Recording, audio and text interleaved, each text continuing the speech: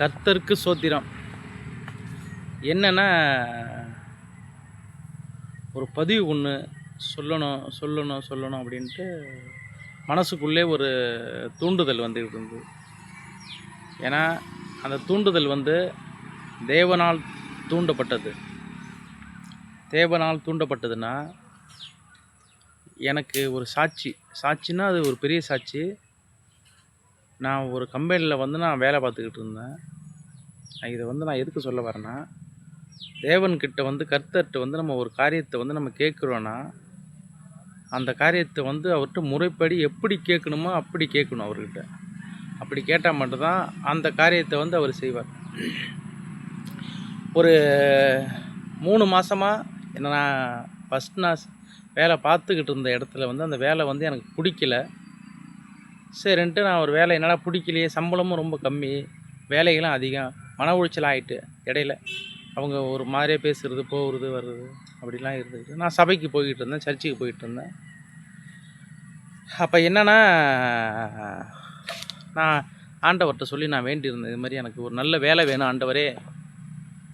நல்ல வேலை வேணும்னா, வண்டி ஓட்டுற வேலை தான், டிரைவர் தான். என்னோடய தொழில் அந்த வேலை தான். ஒரு நல்ல வேலை, ஒரு நல்ல இடமா இருக்கணும். அந்த மாதிரி ஒரு நல்ல இடமா எனக்கு கொடுங்க ஆண்டவரே.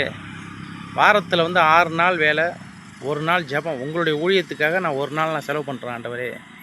எனக்கு நீங்கள் செஞ்சு கொடுங்க ஆண்டவரே அப்படின்ட்டு நான் கேட்டேன். அவ்வளோ ஒரு கடன் தொல்லைகள்லாம் எனக்கு இருந்தது. கடன் தொல்லைகள், கடன் பிரச்சனைகள்லாம் எல்லாம் இருந்தது. அப்போ நான் போயிட்டு யார்ட்டையாவது ஒரு உதவின்னு ஒன்று கேட்டேன்னா, அவங்க என்ன சொல்லுவாங்கன்னா, ஏன் வந்துட்டான், ஏதாவது கஷ்டம்னா ஏதாவது ஒன்று கேட்குறதுக்கு வந்துட்டான் அப்படின்னு சொல்லுவாங்கன்னா எனக்கு நல்லா காதில் விழுவோம். சரி, நம்ம ஏன் அவங்கள்ட்ட போய் நம்ம கேட்டுக்கிட்டு அப்படின்னு சொல்லிட்டு,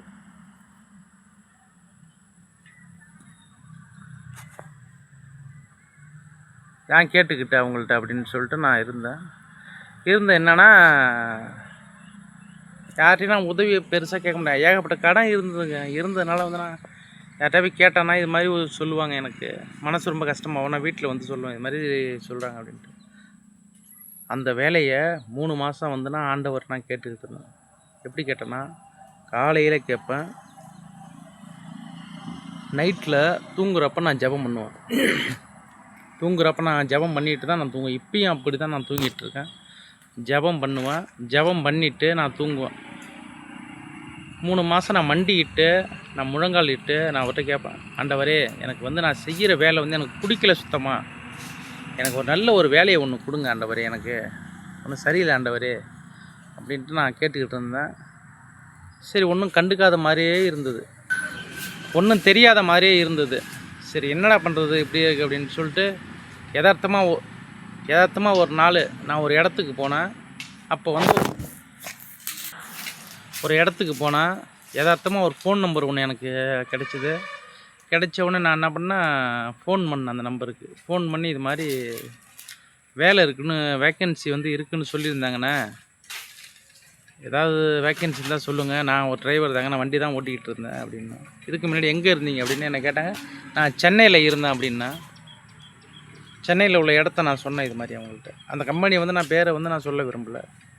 அவங்கள்ட்ட நான் சொன்னேன், சரி வாப்பா, நீ நாளைக்கு வாப்பா, நாளைக்கு நீ பாருப்பா அப்படின்னாங்க. அதே மாதிரிங்க 6 நாள் வேலை, 1 நாள் ஜெபம். ஆனால் நான் இருந்த கம்பெனியில் எப்படி தெரியுங்களா, 7 நாள் வேலை. தொல்லை கொடுத்துக்கிட்டே இருப்பாங்க. வீட்டுக்கெலாம் ஒரு நிம்மதியாக போக முடியாது. அங்கே அழைச்சிட்டு போயிடுவாங்க, இங்கே அழைச்சிட்டு போயிடுவாங்க. ஒரு சபைக்கு போக முடியாது, ஒரு ஜெபத்துக்கு போக முடியாது. நிம்மதியான ஒரு வாழ்க்கையில் நம்ம ஈடுபட முடியாது. கர்த்தருக்குள்ளே போய் நம்ம உள்ளே போயிட்டோம்னா கர்த்தருக்கு மட்டும்தான் போய் நம்ம இருக்கணும். ஏன்னா கர்த்தருக்கு பிடிச்ச காரியத்தை செஞ்சால் மட்டும்தான், மனது உருகி பிடிச்ச காரியத்தை செஞ்சால் அவர் நம்மளுக்கு பெரிய பெரிய காரியத்தையும் செய்வார், பெரிய பெரிய அற்புதத்தையும் நம்மளுக்காக செய்வார். அவர் அப்படியாப்பட்ட செய்யக்கூடிய தேவன். ஏன்னா என்னுடைய வேலையை எனக்கு கொடுத்தது அவர் தான். நான் இப்போ செய்கிற வேலை எனக்கு கொடுத்ததே அவர் தான். அந்த அளவுக்கு நான் உறுதியாக சொல்லுவேன். அவ்வளோ ஒரு இக்கட்டான ஒரு சூழ்நிலையும் கூட என்னோட இருந்து என்னுடைய பிரச்சனைகளை தீர்த்தவர். நான் குறைகளை நான் யாருன்னா சொல்ல மாட்டேன், ஆண்டவர்கிட்ட மட்டும்தான் போய் சொல்லுவேன். ஆண்டவர்கிட்ட மட்டும் சொல்கிறேன்னா, ஆண்டவர் என்னுடைய வார்த்தைக்கு காது கொடுத்து கேட்பார், செவி கொடுத்து கேட்பார். நான் இன்றைக்கி சொல்லுவேன், நாளைக்கு சொல்லுவேன், தொடர்ந்து சொல்லிக்கிட்டே இருப்போம். ஒரு கோரிக்கையை வந்து முன்னாடி வச்சு அவர்கிட்ட நம்ம சொல்லிட்டோம்னா நம்மளுடைய கோரிக்கையில் வந்து அவர் கேட்பார், தேவன் கேட்பார். தேவன் கேட்டு வந்து நம்மளுடைய கோரிக்கையை வந்து அறிவார். அதே மாதிரி தான் எல்லா அவ்வளோ கடன் தொல்லைகள்லாம் இருந்து நண்பர்கள். எனக்கு அந்த கடன் தொல்லைகள்லாம் வந்து எனக்கு எப்படி தான் போகணுது, திடீர்னு வரும், திடீர்னு போகும், திடீர்னு வரும், திடீர்னு போகும். அப்படியே நினச்சி கூட பார்க்க முடியாது. இது மாதிரி ஒரு இடத்துக்கு நான் பணம் கொடுக்கணும். சுத்தமாக என்கிட்ட ஒரு ரூபா காசு கூட இல்லை, ஒரு ரூபா காசு கூட இல்லை. நான் என்ன பண்ணுறதில்ல, நான் 1000 நான் கடன் கொடுக்கணும். நான் ஃபஸ்ட்டு வேலை செஞ்ச கம்பெனிலேருந்து நான் பைக்கில் யோசனை பண்ணிக்கிட்டு நான் வந்தேன். நாளைக்கு காசு கொடுக்கணுமே ஒரு இடத்துக்கு, என்ன பண்ணுறது ஏது பண்ணுறதுன்னு தெரியல, அவங்க கேட்பாங்களே நம்மளை, பெரிய அசிங்கமாக போடுமே அப்படின்னு சொல்லிட்டு நான் இருந்தேங்க. இது உண்மையான ஒரு சாட்சிங்க. ஏன்னா எனக்கு வந்து ஆண்டவர் வந்து அவ்வளோ ஒரு மனது உருகி, மனது கஷ்டப்பட்டு நான் ரொம்ப வேண்டிக்கிட்டு 1 மணி நேரம் நான் ஜெபம் பண்ணிக்கிட்டே நான் வந்தேங்க. நைட்டு ஒரு 12 மணிக்கு என்னுடைய அக்கௌண்ட்டில் வந்து 1000 ரூபா பணம் இருக்குங்க. ஒரு ரூபா காசு கூட இல்லாமல் இருந்த என்ன ஆண்டவர் எப்படிலாம் உதவி பண்ணுறாரு பாருங்கள், எப்படிலாம் பெரிய காரியத்தை செய்கிறாரு பாருங்கள். ஒன்றுமே இல்லாமல் இருந்த என் அக்கௌண்ட்டில் விடிஞ்சு பார்க்குறேன், மெசேஜ் வந்துருந்து எனக்கு 1000 ரூபா பணம் கிரெடிட் ஆகிருக்கு அப்படின்ட்டு. என்னடா ஏதா கிரெடிட் ஆகிருக்கு அப்படின்னு சொல்லிட்டு என்ன பண்ணிட்டேன், எனக்கு சரி அக்கௌண்ட்டில் ஜிபேக்குள்ளே போய் நான் பார்த்தேன் எனக்கு 1000 ரூபா அக்கௌண்ட்டில் கிடக்கு. இது மாதிரி நான் சொன்னேன் எல்லாத்துக்கும், இது மாதிரி வந்து ஆண்டவர் வந்து எனக்கு வந்து எப்படி தான் செஞ்சாருன்னு தெரில. இவ்வளோ ஒரு பெரிய நான் நைட்டு கூட நான் மனது உருகி அவர்கிட்ட நான் கேட்டுட்டு வந்தேன், எனக்கு காசு கூட இல்லைப்பா, இது மாதிரி அந்த இடத்துல போய் நான் நிற்க கூட முடியாது, நான் வந்து அசிங்கப்படுத்திடுவாங்க, அவமானப்படுத்திடுவாங்க, நான் என்ன பண்ணுறது எனக்கு தெரியல ஆண்டவரே, எனக்கு ஏதாவது ஒரு வழி காட்டுங்க ஆண்டவரே அப்படின்னு நான் சொன்னேன். ஆனால் என்னுடைய வார்த்தையும் கேட்டு எனக்காக தேவன் வந்து அந்த இடத்துல என்னுடைய பிள்ளை வந்து அசிங்கப்பட்டு மனது உருக்கி தலை குனிஞ்சு நிற்கக்கூடாது அப்படின்னு சொல்லிவிட்டு அந்த காரியத்தை வந்து தேவன் வந்து எனக்காக அந்த பணத்தை வந்து 1000 ரூபா கொடுத்தாருங்க. அந்த கொடுத்து அந்த பணத்தையே வந்து நான் அவங்கள்ட்ட நான் திருப்பி கொடுத்துட்டேன்.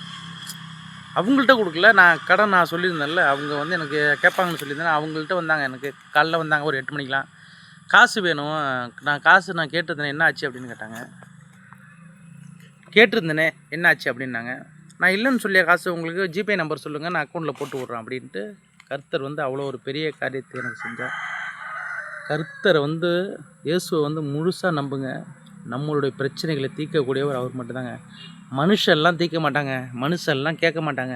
நீங்கள் வந்து கடன் ஒரு உதவின்னு போய் நின்னீங்கன்னா கண்டுக்க ஓட மாட்டான். அதே மாதிரி தான் என்னையும் கண்டுக்கவே மாட்டான். அவன் பாட்டிலே அவன் உண்டான் வேலை ஒன்று போய்கிட்டே இருப்பான்.